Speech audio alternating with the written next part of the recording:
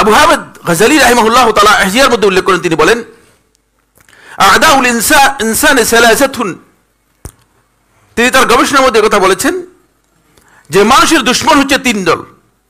এক, প্রথম দুশমন হচ্ছে দুনিয়াহু, আপনার এই দুনিয়াটা আপনার দুশমন। আসলে আমরা অনেকেই তো দুনিয়াটাকে এত ভালোবেসেছি, বাল তুসিরুনাল হায়াতাদ দুনিয়া ওয়াল আখিরাতু খায়রুন ওয়া আবকা। আল্লাহ তাআলা কোরআনের মধ্যে বলে দিয়েছেন তোমরা দুনিয়ার জীবনটাকে অগ্রাধিকার দিচ্ছ। এটা আপনার আবু হামিদ গাজালির ভাষায় ইহইয়ার মধ্যে তিনি উল্লেখ করেছেন, এটা হচ্ছে দুনিয়া হচ্ছে আপনার দুশমন। আসলে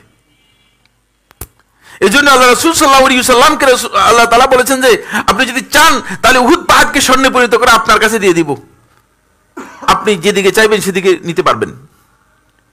কিন্তু আল্লাহ নবী সাল্লাল্লাহু আলাইহি ওয়াসাল্লাম চান নাই, বরং ইবনে মাজাহ riwayতের মধ্যে এসেছে ইবনুল খাত্তাব রাদিয়াল্লাহু তাআলা রাসূলুল্লাহর ঘরে ঢুকলেন, ঢুকে দেখলেন যে একটা খেজুরের পাতা দিয়ে পাকানো একটা বিছানা, যে বিছানার উপর রাসূলুল্লাহ সাল্লাল্লাহু আলাইহি ওয়াসাল্লাম শুয়েছেন।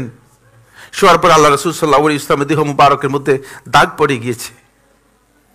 ওমর রাদিয়াল্লাহু তাআলা কান্নায় ভেঙে পড়লেন, বললেন হে আল্লাহ রাসূল সাল্লাল্লাহু আলাইহি ওয়াসাল্লাম, আপনি যদি অনুমতি দেন তাহলে আপনার জন্য আমরা একটা ভালো তোষকের অথবা ভালো লেফের যদি ব্যবস্থা করতাম।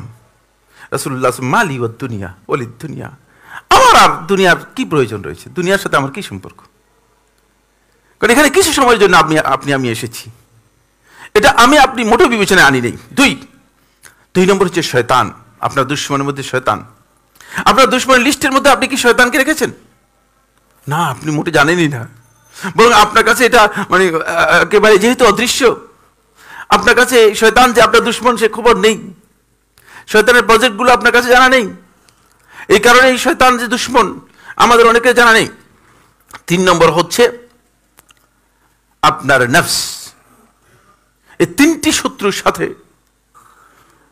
আপনি আপনার ইচ্ছায় অনিচ্ছায় শত্রুর সাথে আপনি যুদ্ধে লিপ্ত আছেন।